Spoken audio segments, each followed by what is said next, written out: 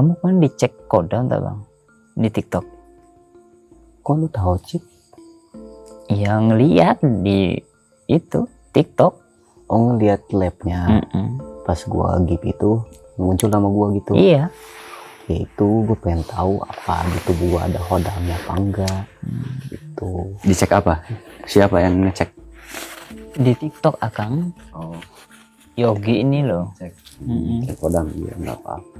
Emang Emang ada yang suka gitu cek kodam di TikTok itu? Banyak Akang. Oh ada. Banyak. Oh kayak gimana itu ya? Saya belum pernah lihat. Aduh. Lumayan nih. Iya, cek kodam. Terus kodamnya macan putih. Terus Oh di Terawang ya? di Terawang Akang gitu. Itu gimana ya Akang? Banyak ya? itu berarti? Banyak banget Akang. Saya jarang buka TikTok. Kalau buka, kalau lagi pengen nyanyi buka, cuman nggak buka-bukain. Saya kira nggak ada paranormal di TikTok, ada ya? Ada Banyak, banyak kan. Oh, Itu sebenarnya gini Akang. Ilmu terawang itu penjelasannya itu gimana sih Akang, kok buat mainan kalau kayak gitu bahasanya gitu loh. Itu mainan atau gimana sih Akang? ya bukan mainan lah, itu orang-orang yang udah biasa, orang-orang yang udah ahli. Cuman emang dia berarti pengennya di TikTok gitu. Itu bukan mainan, itu mereka serius. Berarti real itu bang. Terawangannya. Iya nggak tahu, saya nggak pernah lihat. Ya yang udah pasti kalau paranormal ya serius, berarti memang buka prakteknya di TikTok dia. Memang membuka prakteknya di TikTok, ya itu mah cara mereka ya. Kalau saya kan caranya lab langsung praktek di sini gitu. Kalau mereka berarti prakteknya di TikTok, itu kan banyak cara zaman sekarang. Zaman media gini mah mudah, banyak cara. Tapi yang aku heranin itu Akang, kok sama ya gitu-gitu aja ya, kodam ular, naga, terus macan, terus gini, itu aja yang bergelubitan, itu aja gitu loh Akang. Jadi tuh rasa penasaran aku tuh membabi buta malahan gitu. Itu tuh aja gimana maksudnya? Kodamnya itu ya macan putih, terus naga, terus banyak lah pokoknya gitu aja. Ya orangnya itu tuh aja gitu loh. Kodamnya itu segelutitan cuman itu aja gitu. Orangnya yang konsulnya beda-beda kan? Beda-beda tapi. Oh. Itu mungkin disebutnya apa ya? Disebutnya patokan. Buat patokan aja. Bisa jadi itu bisa dipecah lagi nanti. Itu ada ilmunya. Jadi itu termasuknya ilmu terawangan, atau ada juga yang ilmu ramalan. Kalau ramalan itu dan terawangan beda. Kalau terawangan itu ilmu gaib, ilmu batin. Iya Kang. Tapi kalau ramalan bisa banyak cara, memakai media-media juga bisa. Misal kartu tarot, nah itu ramalan kartu tarot, itu bisa pakai kartu. Ada lagi ramalan lampu, ada ramalan macam-macam lah ramalan. Kalau terawangan bisa juga meramal, tapi lebih kepada kebatinan. Kalau terawangan itu lebih kepada kebatinan. Kalau ramalan banyak cara, bisa tadi pakai kartu tarot, bisa macam-macam, pakai kayu, pakai macam-macam lah. Mereka punya cara. Kalau ramalan ya. Iya Kang. Kalau terawangan murni mengandalkan batin kita. Cukup dilihat, nanti orang itu memberikan penjelasan. Nah itu yang di TikTok kayak gitu nggak? Iya. Namanya Pakai siapa? media. Gitu ya? Gimana? Pakai media-media tadi yang disebut Akang, pakai kartu atau pakai piring ada yang gambar gitu Kang. Oh itu ramalan. Itu ramalan. Kalau paranormal biasanya nggak pakai ramalan. Kalau paranormal dia lebih kepada kebatinan, nanti melihat atau dilihat gitu. Kalau yang pakai kartu biasanya dia kalau misal oh ini hodam macan, oh ini hodam naga, nanti semua yang konsultasi 100 orang pun tetap itu aja jawabannya. Jadi seperti bintang, ada Virgo, Aries, Aquarius, macam-macam ya. Iya Kang. Nah, jadi itu aja jawabannya. Meskipun miliaran manusia, tetap itu aja jawabannya. Nah itu kalau ramalan, pakai kartu dan lain-lain ya jawabannya ya hanya itu. Beda dengan terawangan. Kalau terawangan pasti akan beda-beda, setiap orangnya akan berbeda. Makanya itu kok jadi penasarannya di situ. Kodamnya itu ya itu aja gitu loh Akang. Iya, itu ilmu ramalan biasanya. Dia pakai media kartu. Kayak ini aja, kayak bintang, ada Aquarius, ada Virgo, ada Aries, ada apa lagi? Macam-macam banyak kan. Scorpio. Orang ada miliaran nggak? Oh, miliaran. Miliaran Akang. Miliaran manusia di bumi ini, tapi yang pakai perbintangan ya pakainya itu aja. Virgo apa, ini apa, itu patokan disebutnya. Itu ilmu ramalan dari media, entah itu kartu atau apa. Nanti ketemunya itu aja untuk jadi patokan. Nah itu jadi beda, ramalan dengan terawangan tuh nggak sama, beda cara. Sedangkan terawangan, setiap orangnya akan berbeda. Kalau yang konsultasi 100 orang ya 100 orang itu berbeda. Nggak bisa disamakan. Paling ada kemiripan dikit-dikit gitu. Tapi kalau sama persis biasanya enggak gitu ya. Kalau terawangan jadi murni pure, dia masalah batin. Mata batin, ketajaman mata batin. Itu Kang, kalau misalnya ramalan itu butuh tirakat apa enggak? Kalau ramalan mah nggak usah tirakat, itu hanya belajar teknis. Jadi kita mempelajari patokan-patokan, dihafal. Nah, udah itu aja, hanya menghafal aja, lebih kepada hafalan. Tapi butuh feeling, butuh insting juga untuk melebarkan maksud makna dari kartu tersebut gitu. Butuh pelebaran lagi. Tapi intinya nggak berkaitan dengan mistik begitu. Itu murni lahiriah, murni lahiriah. Ini aku mau cerita Kang. Ini kisah nyata aku yang 2014 kalau nggak salah itu tuh yang waktu gunung Kelut meletus kayaknya itu. Nah itu tuh aku kan memang aku disuruh katanya coba kamu lihat gunung itu kata gitu. Setelah aku nggak percaya, dan setelah meletusnya gunung itu kan itu sekitar jam Isya kalau nggak salah itu meletus. Terus aku itu mandi besar, terus mandi taubat. Habis itu aku sholat taubat itu. Habis sholat taubat, setelah itu wirid Akang. Setelah itu tuh aku itu seperti itu melihat mahmah itu keluar Akang.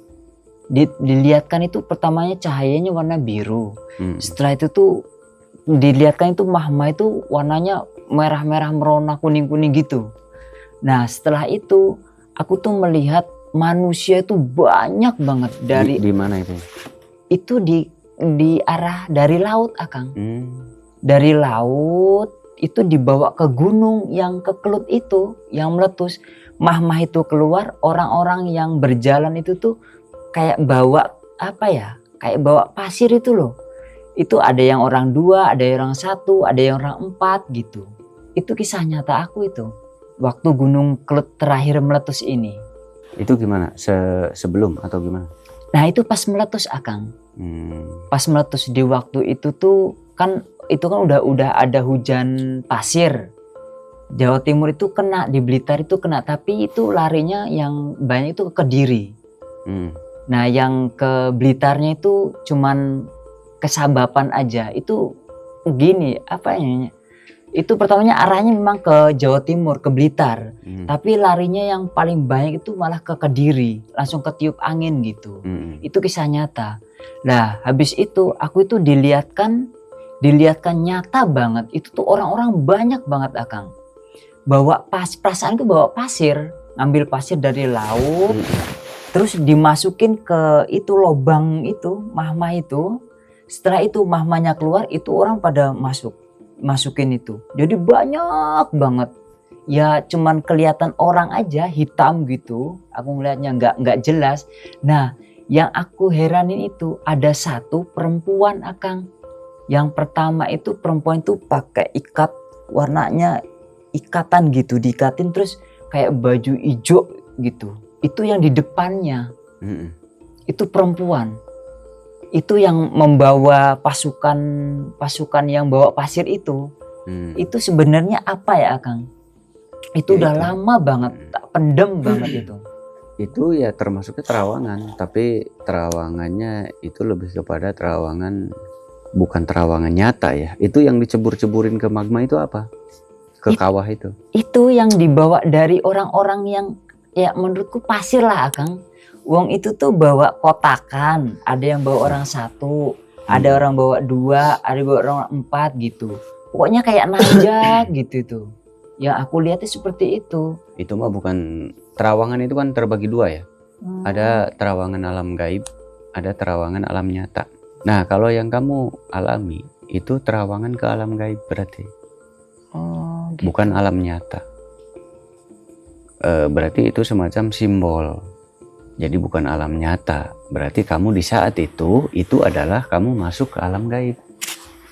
Penglihatannya itu termasuk terawangan. Jadi yang kamu alami waktu itu itulah terawangan. Jadi kalau ingin tahu terawangan ya itu terawangan.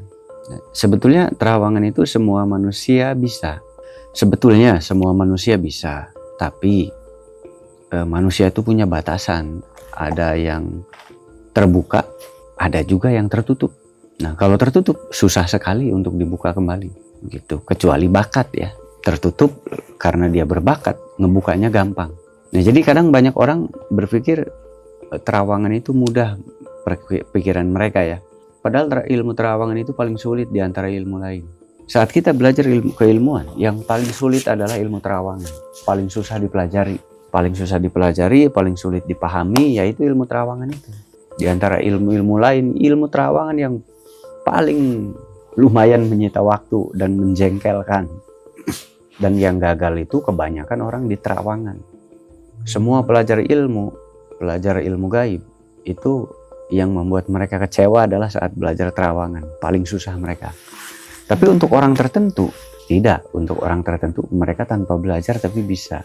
Nah, itu ada orang-orang tertentu ya yang diberikan kelebihan oleh Allah Subhanahu wa taala. Dia nggak belajar, dia nggak ritual apapun, tapi dia kayak gampang banget ngelihat. Itu bawaan lahir, itu mah bonus. Apa namanya? Ya itu berkah dari Allah atau apa namanya, rezeki dari Allah. Rezekinya dengan cara itu. Dia punya kelebihan. Beda dengan kita kan? Iya Akang. Puasa dulu, belajar dulu. Itu juga kalau berhasil. Paling sulit pokoknya belajar terawangan. Kalau berhasil, banyaknya orang udah belajar, udah puasa, udah lama. Nggak taunya nggak bisa, gagal. Paling sulit ilmu terawangan. Mau tua meskipun muda. Jadi ilmu terawangan itu susah. Tapi kalau berbakat, meskipun masih muda, dia bisa melihat-lihat sesuatu. Itu uniknya ilmu terawangan. Unik dan bikin pusing. Apakah ada turunan Akang kalau yang namanya diberi kelebihan bahasanya seperti itu Akang? Dari leluhurnya atau gimana? Kalau ilmu terawangan itu bukan genetik, tapi bisa jadi genetik. Misalkan gini, orang tua kita nggak bisa nerawang, bukan paranormal. Itu ada kemungkinan bisa, itu ada kemungkinan untuk bisa. Gitu. Jadi orang tua kita pintar. Oh, keturunannya belum tentu bisa terawangan. Meskipun orang tuanya bisa semua. Tapi anak cucunya belum tentu bisa. Begitupun sebaliknya, orang tuanya paranormal, anaknya belum tentu jadi paranormal. Bisa nerawang gitu ya. Jadi ilmu terawangan mah tidak ada batasan, tidak ada genetik. Gitu kalau ilmu terawangan. Meskipun nggak punya genetik, kalau emang bakat gaibnya terbuka, batinnya terbuka, bisa melihat. Jadi aktif indera keenamnya. Padahal nggak ada keturunan, sangat mungkin bisa saja. Meskipun nggak punya keturunan. Begitu, itulah kelebihannya ilmu terawangan di situ. Gini ya Kang ya, contohnya dulu sering banget seperti itu. Tapi kalau sekarang kok sulit banget mau kayak gitu tuh, apa karena kebanyakan dosa atau gimana ya Kang? Bukan kebanyakan dosa, jadi intinya gini. Ilmu terawangan itu terkadang muncul, terkadang tenggelam. Gitu, kadang muncul, kadang tenggelam. Jadi banyak orang yang menyangka ilmu terawangan itu semau kita.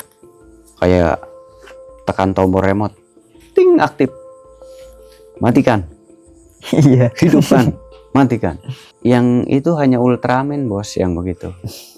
Kalau Ultraman mau ngaktifin tinggal begini, siu. Gimana gini? Aktif langsung. Itu hanya Ultraman. Kalau aslinya nggak seperti itu, sulit sekali.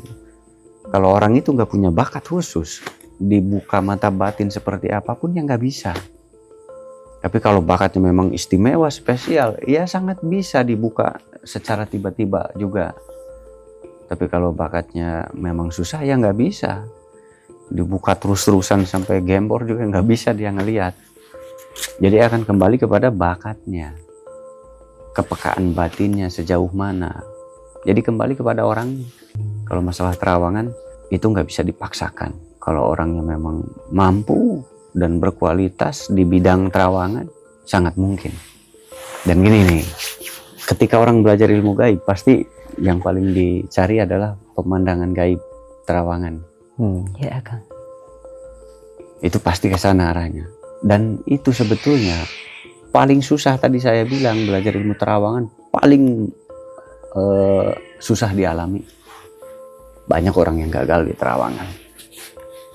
Begitu ya.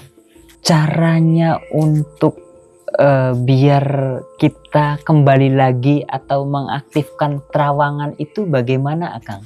Cara mengaktifkan itu banyak cara. Setiap guru punya teknik, ya. Setiap perguruan punya teknik juga. Jadi intinya beda perguruan, beda cara. Intinya dilatih, intinya. Dilatih kembali, diasah kembali. Nah, intinya. Dilatih kembali, diasah kembali, itu intinya. Ya caranya harus dilatih, kamu latih terus-terusan. Nah, masalah cara melatih beda-beda cara. Beda-beda teknik. Gitu. Makanya di sini kita pusatkan untuk pembelajaran karena banyak orang yang ingin belajar. Dan banyak orang yang tidak paham seperti apa sih karakter ilmu terawangan. Banyak orang cuma mendengar tapi nggak ngerti dan nggak paham. Akhirnya banyak yang gagal, belajar tahun-tahun sia-sia. Tapi sebetulnya ada rahasia yang mereka tidak temukan di dalam dirinya. Nah, makanya di sini kalau belajar kesepuhan langsung dibuka semua rahasianya. Nah, 7 hari beres belajar, 5 hari beres belajar kesepuhan, mengerti semua termasuk tentang terawangan. Dimana terawangan itu ada yang sampai tahun-tahun loh ritualnya gitu. Iya Akang. Itu juga belum tentu berhasil gitu. Dan temenku juga seperti itu, belajar udah bertahun-tahun, ya itu tadi malah ada sisi negatifnya. Sisi negatifnya itu untuk berbohong malahan Akang. Contoh, oh saya melihat contoh maling, wah motornya di sana, padahal motor itu nggak di sana gitu, bahasanya seperti itu Akang. Itu bagaimana itu? Malah tipu-tipu itu gimana Akang? Gimana? Itunya siapa yang konsultasi atau gimana? Enggak, temen gitu kan, teman. Maksudnya lagi ada orang konsultasi atau lagi bercanda? Lagi ada orang konsultasi. Lagi ada konsultasi, kehilangan motor. Oh iya paham. Jadi gini, ilmu terawangan itu susah sekali. Banyak benarnya, tapi banyak juga gagalnya. Makanya saya sering bilang, dalam ilmu ramalan atau terawangan kita harus betul-betul teliti. Kalau nggak teliti ya tadi, karena memang kesempatan untuk salahnya itu lumayan besar. Jadi paling susah ilmu terawangan gitu. Dan pada dasarnya semua manusia bisa, tadi saya bilang, tapi tertutup. Jadi tertutup. Jadi kalian aja sering merasakan terawangan sebetulnya dan mengalami, tapi kalian nggak tahu kalau itu adalah ilmu terawangan. Sebetulnya hampir semua manusia loh ngalamin terawangan, tuh hampir semua manusia. Tapi mereka nggak ngerti dan nggak tahu kalau itu adalah terawangan. Jadi hanya ketidaktahuan mereka. Jadi mereka menganggap terawangan itu yang mana. Padahal mereka pernah ngalamin terawangan itu. Mereka pernah ngalamin, mereka pernah merasakan. Cuman mereka nggak sadar, nggak tahu kalau itulah terawangan. Nah ini Akang, aku itu kan belum pernah ke sini, tetapi aku tuh merasakan perasaanku itu pernah melakukan ini gitu, di waktu aku melakukan itu gitu. Itu termasuk terawangan atau apa? Seperti orang dejavu itu loh Akang. Dejavu itu tuh kayak kembali lagi. Aku belum pernah ke sini, belum pernah di Padepokan Sangkuraga. Nah setelah itu aku nyangkul di di taman. Perasaan aku tuh aku pernah kayak gini nih, gimana ya? Oh iya. Gimana ya Jadi gitu. kita merasakan, kita baru menginjak ke tempat itu, tapi kita merasakan sudah berapa pernah. kali nginjak ke situ. Iya Akang, benar. Itu dialami hampir oleh 80% manusia, termasuk yang nonton nih. Yang nonton ini banyak yang ngalami begitu. Jadi padahal kita baru ke tempat itu, tapi serasa kita sudah pernah loh ke sini. Iya. Tapi ini baru gitu. Tapi kayak pernah deh ke sini. Nah, itu adalah disebutnya fenomena ruh. Terawangan bukan? Bukan. Itu masuknya ke bagian fenomena ruh, bukan terawangan. Tapi miripnya ke meraga sukma. Miripnya ke meraga sukma, bukan ke terawangan. Meraga sukma pernah dengarnya tuh? Pernah Akang. Ini Akang, aku mau cerita. Waktu aku di pondok Akang, pondok Jawa Timur. Itu aku itu tuh nggak tahu, kayak mimpi kayak enggak. Aku itu tuh diajak, Akang nggak tahu sama siapa diajak itu. Diajak masuk dunia seperti di Laut Kidul. Sampai sana itu tuh aku tuh cuman melihat hordeng yang warnanya berkilauan emas sama warna hijau. Aku tuh disuruh ngelapin kaca aja di sana itu. Itu ya Allah, udah kayak nggak tahu di mana juga, pulang nggak bisa, mau ngapain nggak bisa. Cuman aku disuruh ngelapin aja. Setelah itu aku dijemput, sit pulang ayo. Setelah itu aku pulang Akang, lap gitu udah bangun lagi. Itu seperti mimpi, seperti enggak. Itu tuh mimpi atau gimana sih Akang? Itu jelas nyata. Ya ngos-ngosan capek gitu. Lagi Akang. apa tadinya? Lagi apa? Aku lagi wirid. Oh. Tapi aku seperti diajak masuk dunia nggak tahu dunia apa, tapi tiba-tiba aja langsung aku masuk kayak keraton gitu modelnya itu tuh. Setelah itu aku cuman disuruh ngelapin Tapi jendela. nggak tidur, nggak tidur ya? Enggak. Lagi wirid. Iya. Jadi itu nggak tidur ya? Enggak Akang, aku lagi wirid itu. Itu masuknya bukan terawangan. Kalau terawangan, keadaan kita tuh sadar. Kalau kayak setengah tidur gitu, Iya Akang. kayak setengah sadar, nah itu bukan terawangan.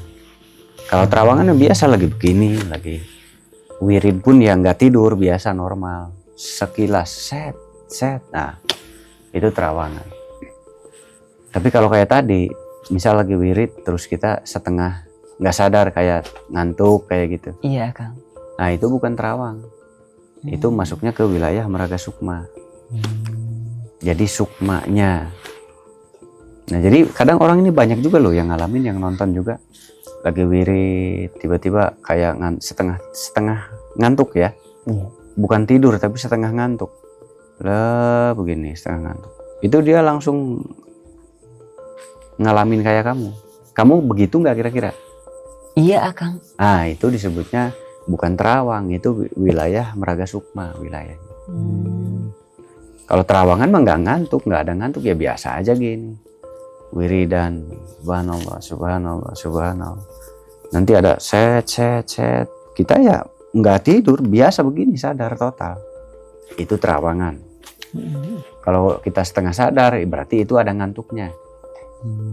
Biasanya kalau wirid memang yang paling berat itu apa? Ngantuk yang paling berat. Lagi wirid subhanallah, subhanallah. Lep. Tapi kita begini, kita duduk begini lah. Itu kita lanjut loh. Wiridan kita tuh lanjut loh. Siapa yang melanjutkan? Ruh kita. Batin kita. Kita sila gini. Subhanallah, subhanallah, subhanallah, subhanallah. Mulut diem. Karena mulut itu apa? Bagian fisik. Mulut bagian fisik. Otak juga diem. Lah, otak berhenti. Mulut ikut berhenti. Subhanallah, subhanallah, subhanallah, subhanallah, subhanallah. Ini otak berhenti, mulut berhenti. Tapi batin kita terus jalan. Sus, keluar sukma kita. Shot, keluar. Lalu ngalamin lah itu. Nanti tiba-tiba kebangun. Tadi kemana ya? kok tadi kayak gini, kayak gitu. Nah itu sukma tadi yang mengalami. Jadi kecepatan sukma itu sangat cepat sekali. Itu kecepatan suara, hitungannya cepat sekali. Set, udah banyak yang dialami. Padahal ngantuknya sebentar. Subhanallah, subhanallah, subhanallah. 1, 3, 4, 5, 6, 7 detik, 10 detik, tapi kita sudah masuk kemana, ngapain, apa. Padahal ngantuknya 10 detik. Set, ngantuk. 1, 2, 3. Itu tuh udah apa dialami gitu. Padahal ngantungnya 10 detik kalau dihitung kita gini. Nanti udah doyong, bangun lagi. Kok tadi kayak ngalamin apa ya? Bingung kita. Kok tadi kayak asli ya? Kok tadi kayak bener ya? Iya Kang. Nah itu wilayah sukma, maraga sukma, bukan terawangan, beda jenis. Gitu. Kalau terawangan biasa sadar begini, normal begini. Subhanallah, subhanallah, biasa normal, subhanallah. Tiba-tiba seng subhanallah, ter aja seret, ada gambar. Kita ya normal begini. Kalaupun merem ya normal, masih aktif. Beda dengan tadi, lanjut. Tiba-tiba kita udah ngalamin apa. Jadi terawangan dan maraga sukma itu nggak sama. Kalau terawangan ya normal sadar. Bahkan lagi ngobrol gini, set. Nah itu terawangan. Set itu maksudnya ada gambar, tiba-tiba ada bayangan, gambaran. Lewat, kelebat. Nah itu terawang. Kita lagi ngobrol gini. Ada apa nih? Perasaan, ada gambaran. Nah itu terawang. Terawangan dan maraga sukma beda, tidak sama. Gitu. Jadi nggak sama, beda pola cara kerjanya. Cara kerjanya beda. Kayaknya Yogi pernah ngalamin Kang apa yang Akang bicarain tadi. Pas Yogi beres tirakat tugas yang ketiga dari Akang, Yogi ngobrol sama santri kesepuan yang orang Malaysia, Bang Setiawan. Iya. Terus tiba-tiba Yogi kebayang di depan gang itu ada 2 orang lewat. Terus beberapa hari kemudian datang 2 orang yang mau belajar. Apakah itu masuk terawangan apa enggak Kang? Itu terawangan. Itu namanya menerawang nembus ke masa depan kamu. Jadi kamu nembus ke hari besok. Itu masuknya terawangan. Bukan maraga sukma ya. Iya. Sadar kan waktu itu? Iya, lagi ngobrol. Lagi ngobrol, itu kondisi sadar. Itu namanya terawangan ke masa depan. Jadi terawangan kayak apa? Ya itu kayak seperti yang kamu alami. Itulah dia terawangan. Nah orang nyari-nyari terawangan tuh nggak ngerti-ngerti. Sampai puasa bertahun-tahun, wiridan bertahun-tahun. Kok saya nggak bisa nerawang, saya nggak bisa melihat. Nomor satunya apa? Gurunya tidak tahu, gurunya nggak paham, muridnya Tambah nggak paham. Jadi kembali kepada gurunya. Kalau gurunya nggak paham, ya muridnya nggak paham. Tapi kadang-kadang gurunya sangat paham, muridnya bebel, masuknya lama. Iya. Jadi yang namanya belajar tuh faktor guru, faktor murid. Kadang-kadang gurunya benar, muridnya yang nggak benar. Muridnya benar, gurunya yang nggak benar. Itulah resiko belajar tuh kayak gitu. Jadi yang sinkron sama-sama benar itu ya susah. Tapi kembali terkadang banyak juga masalah gurunya terbatas. Ya. Sehingga banyak orang yang tidak paham mengerti terawangan itu apa sih, kayak gimana sih, bagaimana ya cara belajar terawangan. Nah kebanyakan gurunya yang nggak paham ke sana, sehingga muridnya malah makin jauh dan salah. Nah banyak juga terawangan yang di badan kamu ada kuntinya dan lain-lain. Iya Kang. Nah itu belum tentu benar. Belum tentu benar. Orang-orang seperti itu kebanyakan salah, kebanyakan ngawur. Tapi kalau terawangan yang kamu alami kemarin, itu namanya terawangan ke masa depan. Lalu terbukti ada 2 orang, ya udah itu berarti. Itu terawangan ke masa depan. Berarti bagus waktu itu. Tapi habis itu udah nggak ngalamin lagi ya. Iya. Jarang lagi gitu. Nanti kalau habis ritual, habis puasa lagi, ilmu baru, tirakat lagi, ilmu baru, nanti tajam lagi dia. Nanti ngalamin lagi gitu. Tapi nanti makin lama makin sering, makin lama makin sering, makin sering, makin sering. Jadi orang pikir terawangan tuh gampang, simsalabim bisa nerawang. Meskipun semua orang berpotensi bisa, tetapi nggak mudah. Meskipun pada dasarnya semua orang itu bisa nerawang, pada dasarnya semua orang itu bisa nerawang, tapi kenyataannya sulit. Bahkan banyak kan gagal, sulit sekali, susah sekali, banyaknya malah gagal. Ya aku kira itu Akang, orang kalau udah bisa menerawang ya kayak kata Akang itu tinggal mencet kayak Ultraman gitu. Jadi bisa otomatis dipakai kapan saja gitu tuh. Itulah pemikiran orang awam yang tidak paham keilmuan. Karena mereka sering ngelihat konten-konten, dikiranya konten itu semuanya benar.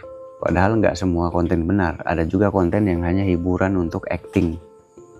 Itulah yang nggak dipahami. Yang nggak dipahami oleh masyarakat. Disangka konten itu semuanya benar. Iya. Itu banyak loh ke saya, Kang, itu tolongin si Anu lagi diculik, tolongin si Anu lagi diculik. Aduh, ini ada orang kayak begini, kata saya. Aduh, ya Allah. Ya si A, si B yang terkenal lah intinya, ya orang-orang terkenal di YouTube ya. Iya Kang. Itu tolongin si Anu diculik, tolongin si Anu itu hilang. Aduh, kata saya, ntar 2 hari lagi juga ada lagi. Nyebelin banget tuh kalau di WA sama orang-orang yang benar-benar nol itu kadang-kadang ada lucunya, ada nyebelinnya ya ganggu saya, WA lagi, aduh. Harusnya saya melayani orang yang serius, melayani orang yang nggak ngerti kayak gitu kan, saya nggak layani biasanya, kebanyakan buang waktu. Paling saya senyum, ketawa, aduh ini orang. Jadi nyampah kalau di WA saya, kan masih banyak orang-orang begitu tahu.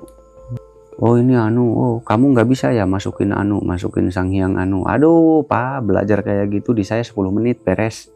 Ngomong sama orang yang nggak paham ilmu tuh emang menjengkelkan, lebih baik diam gitu. Kalau nggak balas sekali blokir. Orang-orang nggak paham banyak lah intinya yang nggak paham ilmu, lebih banyak bicara. Coba masukin Sang Hyang Anu, aduh Pak, Bapak datang aja 10 menit saya ajarkan bisa. Bagi kita mudah sekali, bagi mereka itu mustahil. Padahal bagi kita itu di ujung kuku, mau kayak gitu paling 15 menit, setengah jam beres. Tapi bagi mereka itu ilmu kelas tinggi. Tapi bagi kita itu ilmu sangat sepele. Tapi bagi mereka itu kelas tinggi. Nah itu perbedaan pola pikir orang, perbedaan ilmu kemampuan orang. Nah ini Akang untuk masalah terawangan. Ini mohon maaf, ini cerita buat diriku sendiri sih yang pernah aku alamin. Aku di waktu malam 1 suro itu memang sengaja, memang ngambil di kepala air atau di bahasanya di muara. Ya. Nah di muara.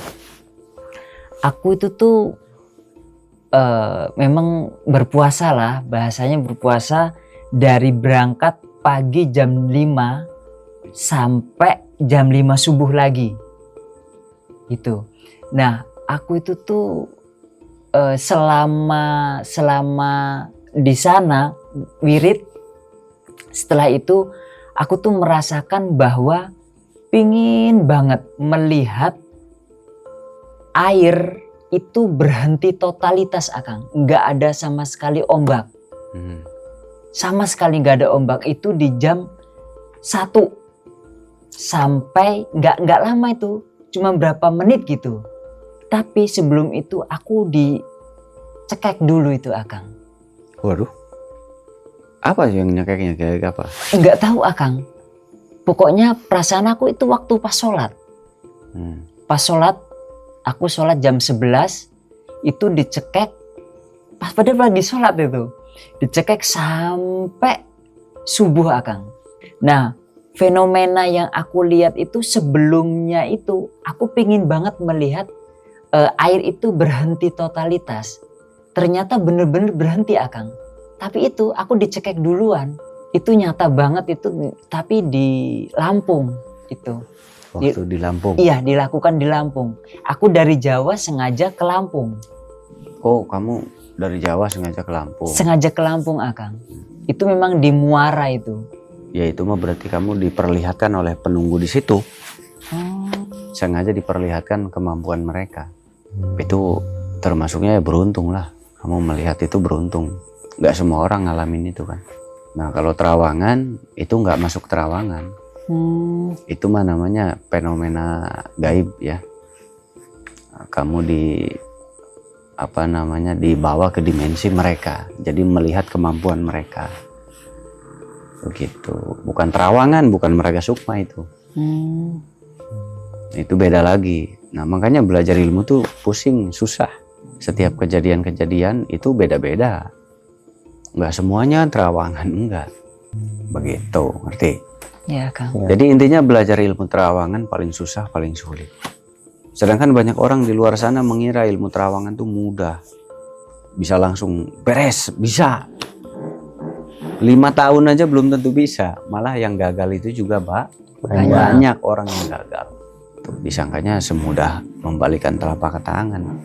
Padahal justru yang gagal itu justru banyak juga. Terus gimana cara belajarnya? Ya belajar dengan guru yang memahami. Bisa belajar yang sudah jadi atau bisa belajar dari nol. Biasanya kalau ilmu yang sudah jadi, biasanya ada biaya. Tapi kalau dari nol puasa sendiri, ngerjain sendiri, biasanya biaya pun seikhlasnya untuk syarat aja. Begitu ya. Yang namanya belajar ya tetap kita harus tekun. Kita harus tekun, harus ulet. Karena tadi belajar apapun tidak menjamin kita bisa, tidak menjamin. Belajar apapun tidak menjamin kita akan mampu dan bisa, itu nggak bisa menjamin. Ya. Jadi intinya saat kita belajar tuh serius, terus kejar. Karena apalagi ilmu terawangan, saya bilang tadi paling susah, paling sulit belajar. Gitu. Ini banyak yang ngalamin, sudah belajar puasa ini itu. Gagal. Ini yang nonton pasti banyak yang ngalamin. Ya. Karena apa? Bisa jadi gurunya nggak paham apa itu hakikatnya terawangan. Itu yang susah. Jadi belajar terawangan paling Sulit. Tapi ada beberapa orang nggak puasa nggak apa bisa nerawang lah itulah. Kita mau pusing nyari, mereka nggak pusing. Malah pengen ditutup. Nah, ada yang saya mau ditutup aja.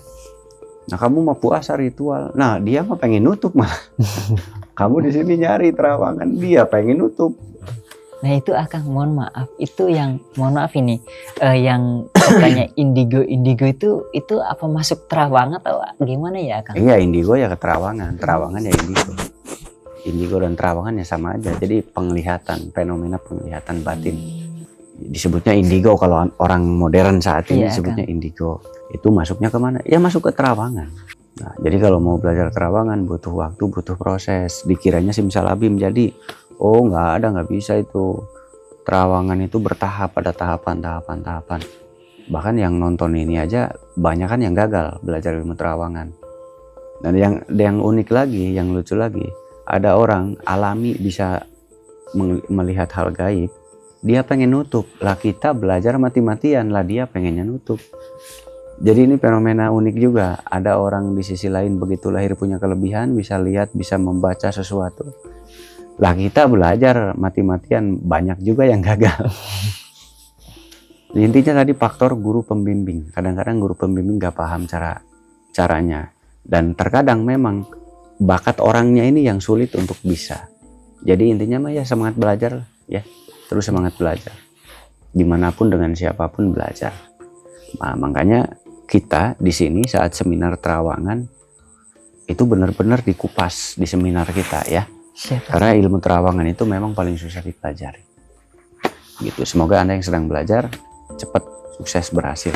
Dan yang belum pernah belajar terawangan, ini alumni Kasepuhan yang pernah belajar tapi belum belajar terawangan, ikut seminar aja, nanti diajarkan seminarnya. Oh iya Kang, untuk alumni Kasepuhan yang belum selesai contoh dari seminarnya, itu maksimal harus orang berapa Akang yang ngumpul gitu? Oh itu mah bebas, ada 5 orang, 10 orang juga bisa. Jadi yang belajar Kasepuhan itu belum tentu dia menerima seminar terawangan gitu. Itu namanya susulan. Bisa nyusul bisa. Sebetulnya yang belajar ilmu Kasepuhan tuh bisa ikut seminar lanjutan sebetulnya. Jadi ilmu apa yang mau dipelajari bisa diajarkan, begitu sebetulnya mah.